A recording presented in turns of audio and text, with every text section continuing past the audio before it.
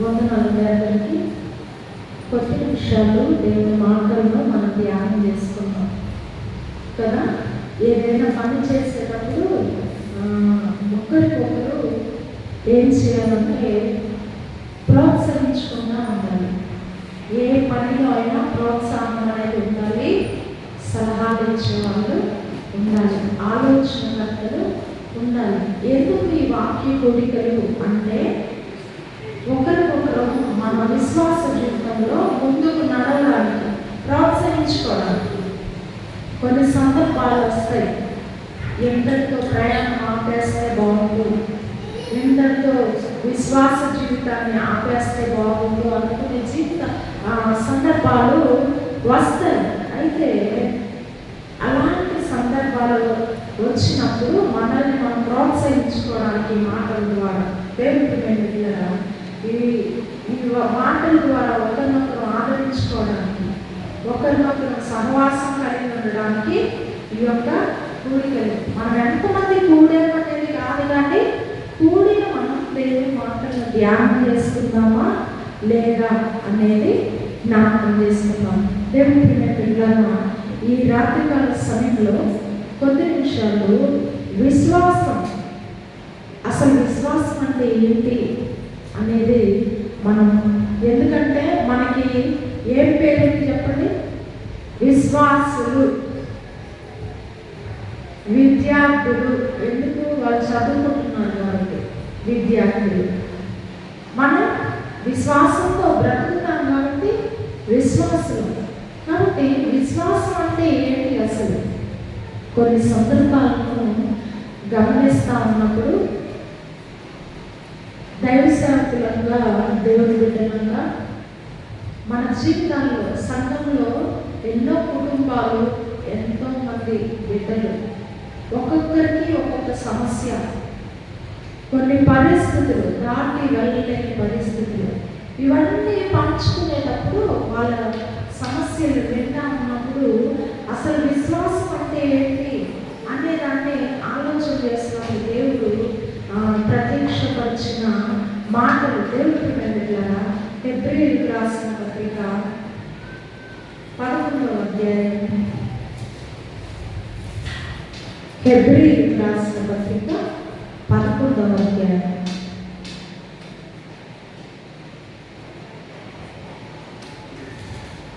6వ వచనం. విశ్వాసం లేకుండా దేవునికి ఇష్టడయుట అసాధ్యము. దేవుని యొక్కకు వచ్చువాడు ఆయన ఉన్నాడని, తనను వెతుకు వారికి ఫలము దయచేవాడని నమ్మవలెను కదా. దేవుడి పిల్లల ఇదే మాట.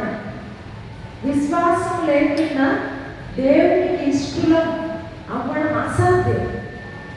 ఈ గ్రంథం, ఈ అధ్యాయం మొత్తం కూడా విశ్వాసుల గురించి, విశ్వాసాన్ని చూపించిన వ్యక్తుల గురించి, వాళ్ళ విశ్వాస ప్రయాణంలో యుద్ధం చేసిన వారందరి గురించి ఈ గ్రంథంలో రాయబడింది. ఈ అధ్యాయంలో మొట్టమొదటి వచనంలో ఉంటుంది చూడండి, విశ్వాసం అన్నది నిరీక్షింపబడు వాటి యొక్క నిజ స్వరూపము, అదృశ్యమైనవి ఉన్నది అంటకు రుజువు. విశ్వాసం లేకుండా దేవునికి ఇష్టడైన అసాధ్యం. అసలు విశ్వాసం అంటే ఏంటి ఆలోచన చేసినప్పుడు దేవుడి చాలాసార్లు కొన్నిటి వరకు మనం ఆశతో ఎదురు చూస్తూ ఉంటాం కదా. ఇది నా జీవితంలో జరిగితే బాగుండు, దేవుడు ఇది నాకు ఇస్తే బాగుండు అని చెప్పేసి మనం కొన్ని విషయాల గురించి ఎదురు చూస్తూ ఉంటాం. వాటిని దేవుడు మనకి ఇస్తాడు అని నమ్మడం విశ్వాసం. ఆలోచన, మనం ఎదురు చూసే వాటిని దేవుడు తప్పకుండా నాకు ఇస్తాడు అని నమ్మడం విశ్వాసం. ఇంకో విషయం ఏంటంటే దేవుడు ఏదైతే ఇచ్చాడో అదే నాకు మేలు అని నమ్మడం కూడా విశ్వాసం. బాగా ఆలోచన చేయాలి. కొన్నిసార్లు ఎదురు చూస్తూ ఉంటాం, దేవుడు ఇస్తాడు అని ఎదురు చూస్తూ ఉంటాం. ఆ సమయం వచ్చినప్పుడు మనం అడిగింది కాకుండా దేవుడు వేరేది ఇస్తాడు.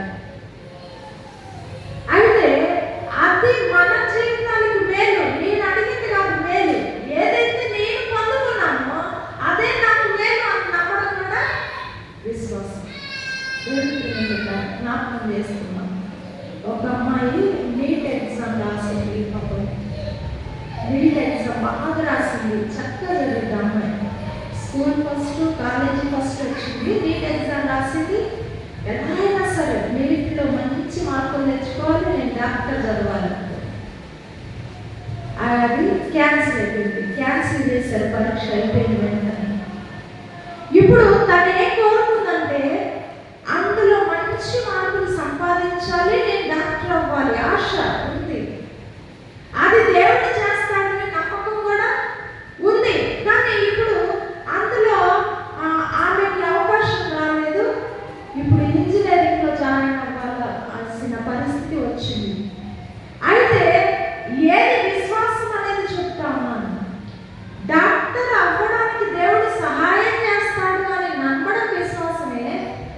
అది అవ్వకుండా నేను ఇంజనీరింగ్ అవ్వడానికి ప్రభు కృప చూపించాడు, ఇదే నాకు మేలు అనుకుంటా, దేవుడు ఇదే నాకు మేలుగా మారుస్తాడేమో అని నమ్మడం కూడా విశ్వాసం. దేవుడికి నేను జ్ఞాపకం చేసుకున్నాం. ఏదైతే మనం పొందుకున్నామో, ఏదైతే దేవుడు ఇచ్చాడో అదే నాకు క్షేమం, అదే నాకు మేలు అని నమ్మడమే విశ్వాసం.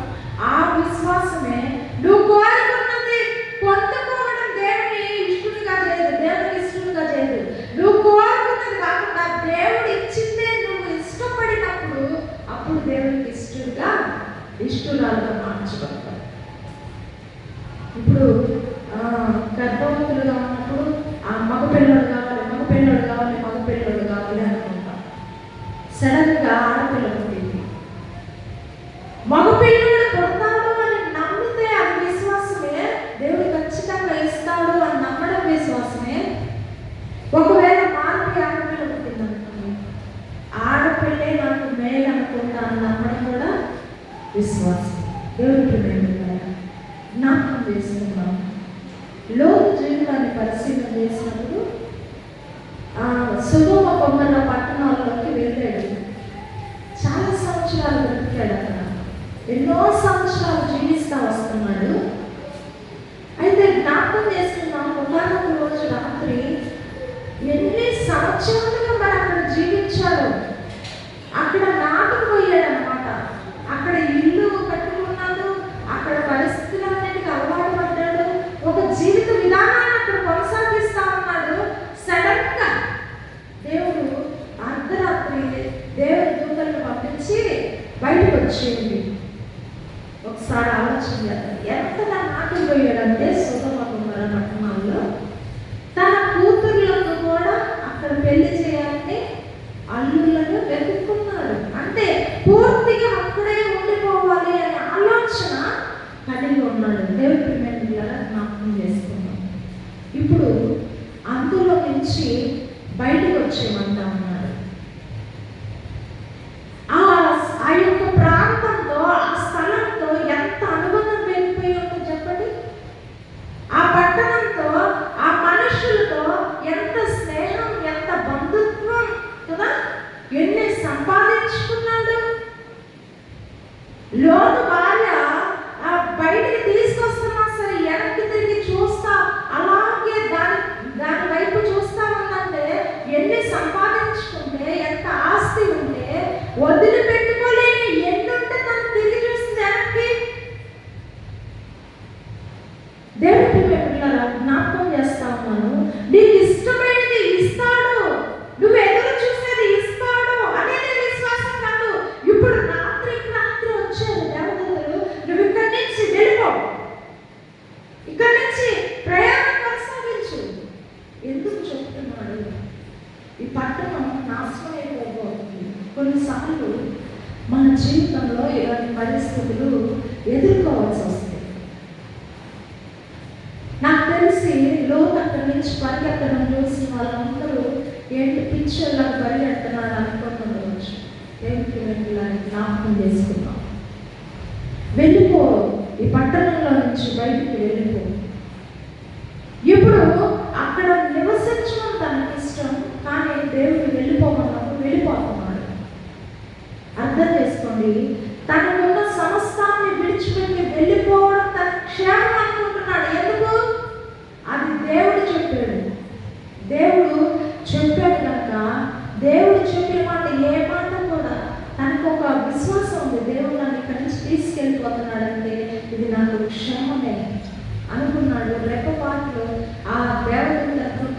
పరిగెత్తడం ప్రారంభించాడు. దేవుడికి నేర్చుకున్నాను. ఏమైపోయింది చెప్పండి? తన భార్యను ఇక్కడ ఉన్నవన్నీ విడిచిపెట్టి వెళ్ళాలా?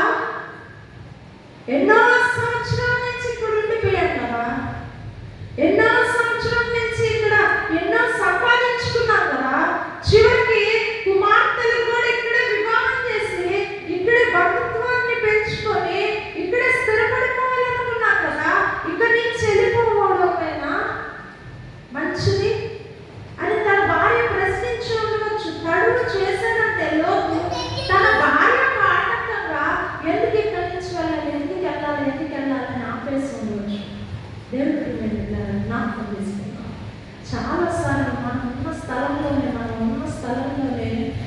మనం హెచ్చించబడాలి, అభివృద్ధి చెందాలి అనుకుంటా ఉంటాం. కొన్నిసార్లు ఆ స్థలాన్ని విడిచిపెట్టి దేవుడు వచ్చేయమంటాడు.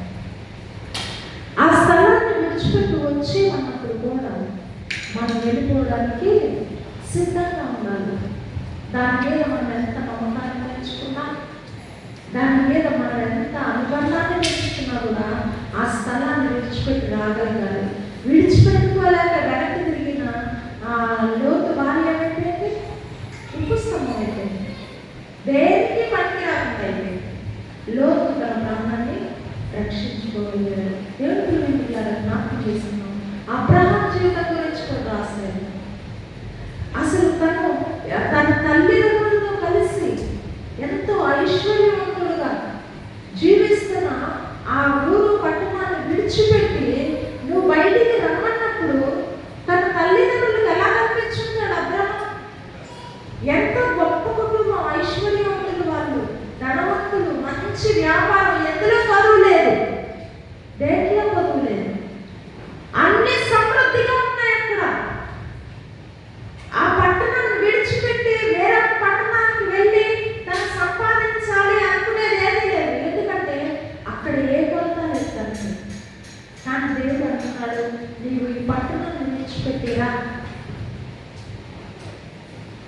నీకు కావాల్సింది ఇవ్వడమే, ఇస్తాడని నమ్మడమే కాదు, దేవుడు ఇచ్చేది నాకు మేలు, దేవుడు నాకు చూపించేది నాకు క్షేమం అని నమ్మడమే విశ్వాసం. దేవుడు జ్ఞాపకం చేసుకున్నామా?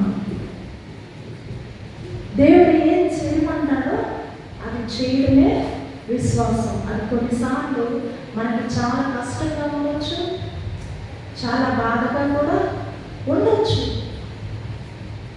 అది చేయడం మన మనసుకు నచ్చినది కాకపోవచ్చు. కానీ మనం ఏం చేయాలంటే దేవుడికి ఏది ఇష్టమో గ్రహించి, దేవుడి చిత్తం ఏదో గ్రహించి అది చేసుకుంటూ వెళ్ళిపోవడమే. అదే విశ్వాసం లేకుండా దేవుడికి ఇష్టడైన అసాధ్యం. అంటే ఏంటి? ఆయన చిత్తం ఎరిగి ఉండి కూడా దాన్ని చేయకుండా ఉండడం విశ్వాసం అవుతుంది. ఆయన చిత్తాన్ని ఎరిగి దాన్ని చేసుకుంటా పోయేవాడంటే ఆయనకి ఇష్టమంట. అది నీకు ఇష్టం ఉన్నా లేకపోయినా, నీకు అంగీకారమైనా లేకపోయినా, నీ ఆలోచన అదైనా కాకపోయినా, నోవహు జీవితం గురించి మాట్లాడుకోవడం చాలా సులభం. కానీ ఒకసారి ఆలోచన చేయండి. వాడకట్టుకున్నాడంట ఎక్కడ? ఎడారిలో, సముద్రం అవుతుంటారు. ఎడారిలో ఎవరైనా వాడకట్టుకుంటారండి? ఎడారిలో ఎవరైనా వాడకట్టుకుంటారా? కనీసం ఇక్కడ ఉన్న చెరువు దగ్గర వాడకట్టమంటే మనం కడతాము? నీళ్లు కనపడతానే ఉన్నాయి. అప్పటికి కొన్ని సంవత్సరాల నుంచి ఎటువంటి వర్షం కనిపించలేదు, వాళ్ళకి నీళ్లు చుట్టూ కనిపించలేదు. అలాంటి ఎడారిలో ఓడకట్టయ్యా వర్షం రావాలి అంటే 120 సంవత్సరాలు పనిచేసేదంట. మా జీవిత కాలం ఎన్ని సంవత్సరాలు? 120 సంవత్సరాలు. ఇప్పుడు 120 సంవత్సరాలు ఎవరు బ్రతకడం కూడా బతకట్లా. గిన్నీస్ బుక్లో ఏం చేస్తున్నారు? 120 సంవత్సరాలు బ్రతికే దేవుడు పెట్టారా? 120 సంవత్సరాలు ఆ గోడకి కావాల్సినవి ఆయన సమకూరుస్తానే ఉన్నాడు. దేవుడు అన్ని ప్రణాళిక చెప్తా ఉన్నాడు, వస్తువులు ఏ కాలంలో చెప్తా ఉన్నాడు, సామగ్రి చెప్తా ఉన్నాడు. తనకి ఇష్టమైనవి కాదు, తనకు మంచి అని కాదు, దేవుడు ఏదైతే చెప్తాడో అది ఉపయోగిస్తా ఉన్నాడు.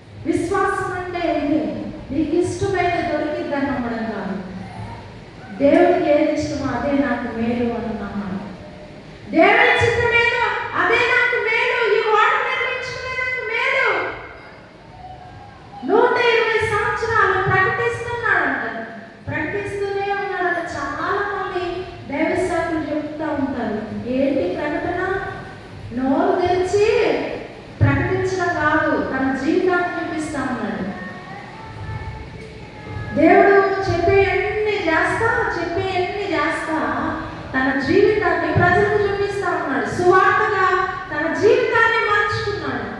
120 సంవత్సరాలు దేవుడికి మేము జ్ఞాపకం చేస్తున్నాం. ప్రకటిస్తున్నాడంట, వెర్రివాడిగా కనిపించాడంట.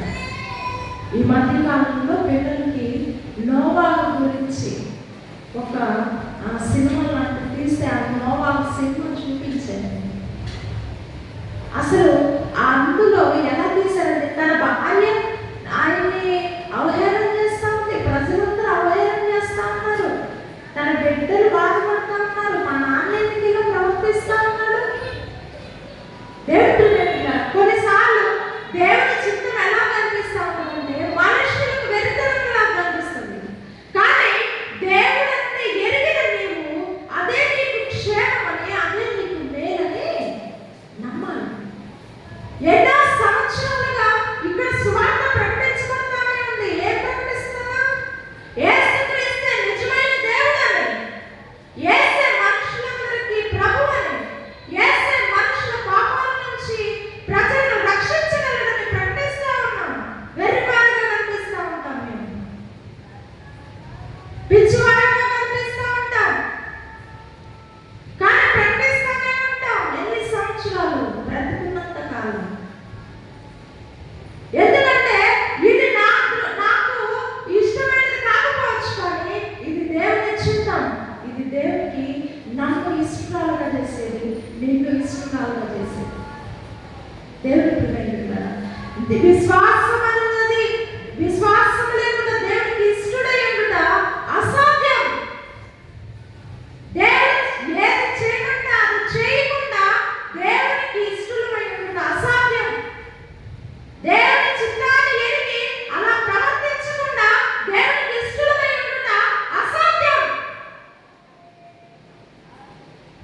మనం గ్రహించాలి. ఎన్ని సంవత్సరాలుగా ఈ గ్రామంలో సువార్త ప్రకటిస్తా ఉన్నా చాలా మంది ఇంకా మారు మనసు పొందలేదు. అలానే వదిలిపెడతామా? ఎందుకు వదిలిపెడతాం? ఇది దేవుని చిత్తం. యేసయ్యే నిజమైన రక్షకుడు, యేసయ్యే నిజమైన విమోచకుడు. ఆ రక్షణ ఓడలోకి మనం ఆహ్వానిస్తా ఉన్నాం. అందరూ రండి రండి అని పిలుస్తా ఉన్నాం.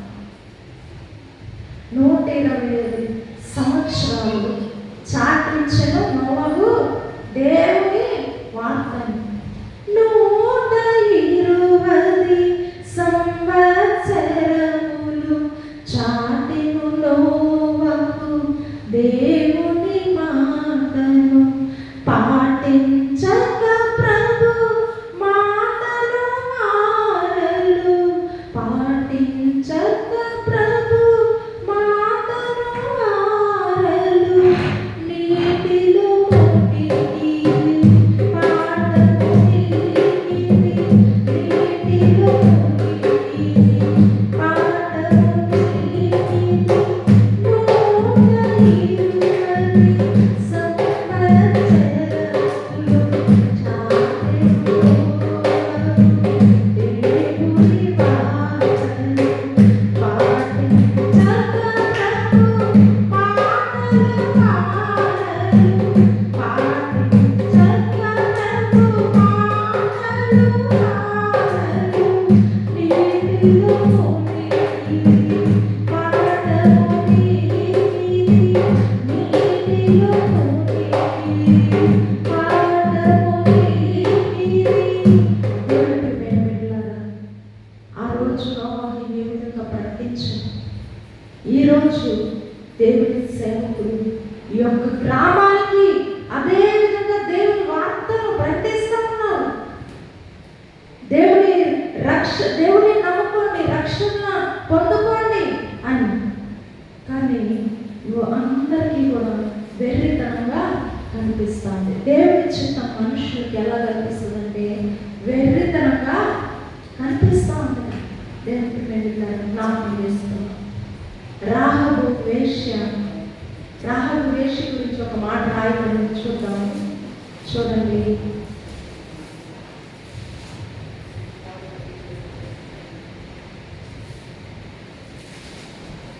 హెబ్రీ పత్రిక 11వ అధ్యాయం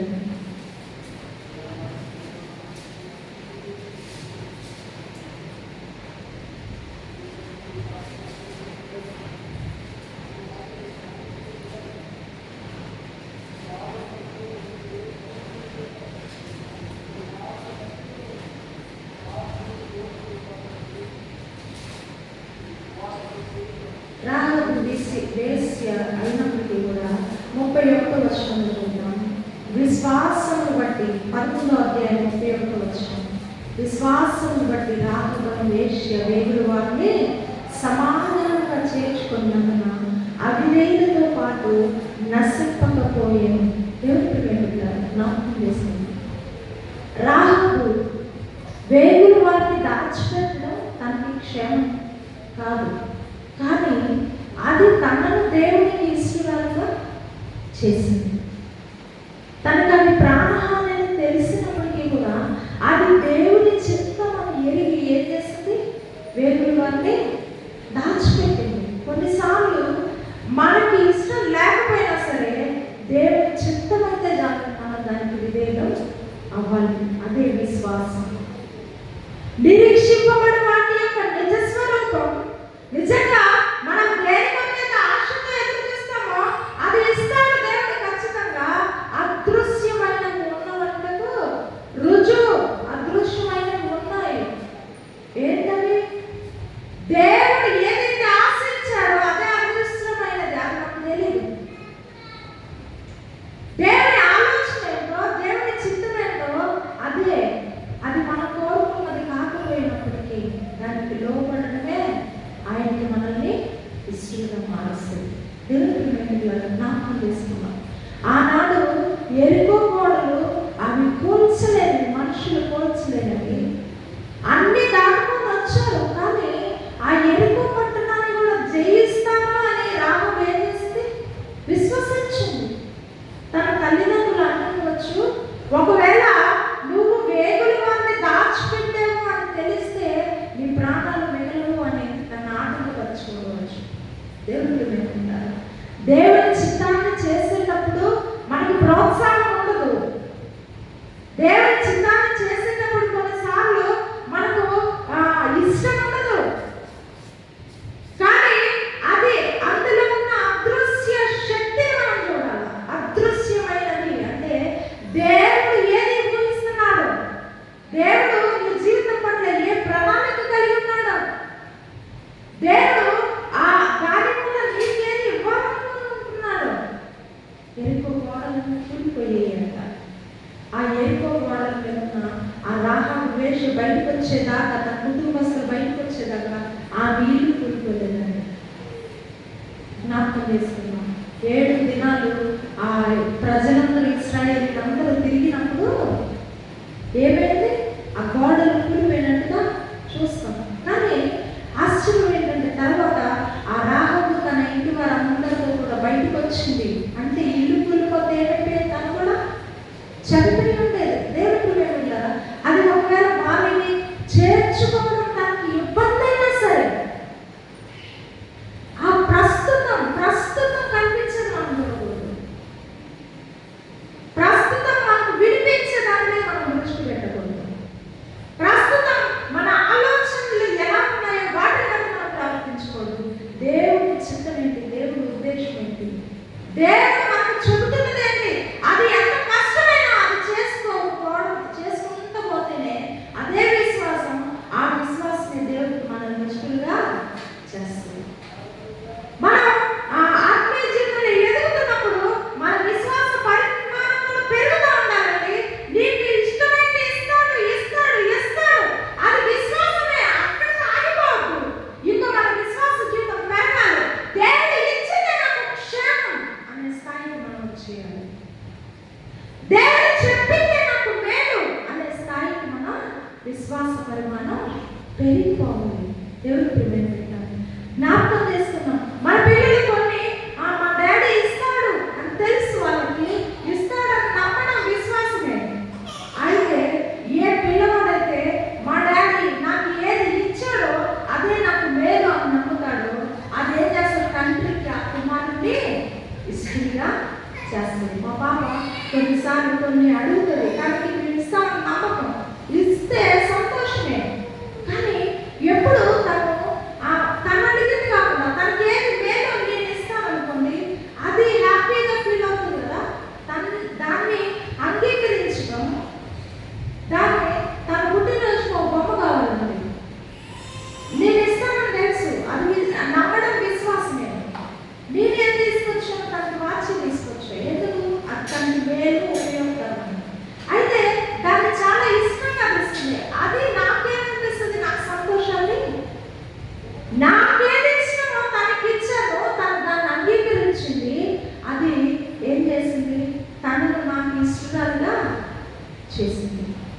అర్థమవుతుందో లేదో అర్థం చేసుకోవడానికి ప్రయత్నించండి. దేవుడు మనకి కావలసింది ఇస్తాడు, మనకి ఇష్టమైనది ఇస్తాడు, మనం ఆశతో ఎదురు చూసేది ఇస్తాడు. అది విశ్వాసం. మనకి ఏది ఇచ్చాడో, మన ఏది విడిచిపెట్టమన్నాడో విడిచిపెట్టడం, మనకి ఏది ఇస్తే అదే అంగీకరించడం, అది కూడా విశ్వాసమే. ఆ విశ్వాసమే దేవుడికి మనల్ని ఇష్టంగా చేస్తుంది. దేవుడి జ్ఞాపకం చేసుకున్నాం. ఈరోజు దేవుడు ఇస్తాడు అనే దాన్ని, దేవుడు నాకు ఇది ఎలా అయినా చేస్తాడు, దేవుడు నా కోసం ఇది ఎలా అయినా చేస్తాడు కాదు. దేవుడు నా కోసం ఏది చేస్తున్నాడు నాకు మేలే. దేవుడు నన్ను ఏది విడిచిపెట్టమన్నా అది నాకు క్షేమమే. అది ఎంత విలువైనదైనా కావచ్చు నేను విడిచిపెట్టేది, కానీ అది నాకు క్షేమమే. లోతు విడిచిపెట్టేశాడు, ప్రాణాన్ని కాపాడుకున్నాడు. ఎన్నో సంవత్సరాలుగా కట్టుకున్న ఇంటిని విడిచిపెట్టాడు, ఎన్నో సంవత్సరాలుగా కూడబెట్టుకున్న ధనాన్ని విడిచిపెట్టాడు. దేవుడితో చేయి పట్టుకొని పరుగు తీయడానికి ఇష్టపడ్డాడు తన ఉన్న స్థలంలో నుంచి. కొన్నిసార్లు మనం విడిచిపెట్టినప్పుడు మనుషులకు మనం అవివేకులంగా, మనుషులకు మనం మెత్తగా కనిపిస్తాం. మనం చక్కగా మనకి ఇచ్చిందే, దేవుడు ఏది ఇస్తే అది మనం స్వీకరించినప్పుడు మనం వెలువరంగా కనిపిస్తాం. సంతోషంతో ఉన్నప్పుడు ఏది ఇస్తే అదే నా మేలు అన్నాం అనుకోండి, మనుషులకు వెలువరంగా కనిపిస్తాం, కానీ దేవుడికి ఇష్టంగా మాట్లాడతాం. కాబట్టి దేవుడికి మేము వెళ్ళాను. ఈ రాత్రి ప్రభువు మనల్ని దర్శించేది ఏంటంటే, నీకు కావలసింది నేను ఇవ్వగలను.